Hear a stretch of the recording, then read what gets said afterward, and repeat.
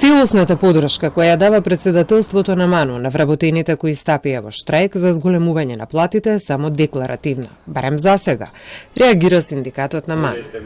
Вела дека е дискутабилно кога се одржала таа седница на председателството на МАНУ, зошто не били информирани за истата и председателството не ги повикало на разговор. Прво, не знаевме дека имало воопшто седница, а второ, мислиме дека како колектив, дека таа поддршка треба пред се да не се даде на нас, и во писмена форма и во секаква друга форма. Знаеме дека се создаде работна група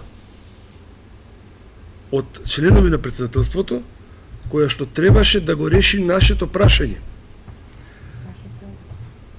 Колку што знаеме ние, таа група не се состанала ниту еднаш, ниту па имаме некаков одговор од председателството или таа група.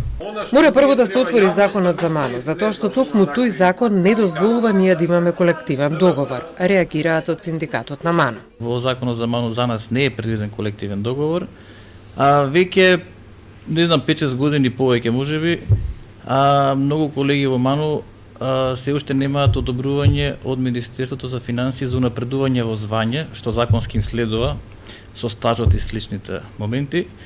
И тоа воопшто е проблем на напредување во звање за научните соработници кои редовно ги добиваат тие согласности за напредување во звање од Министерството за финансии.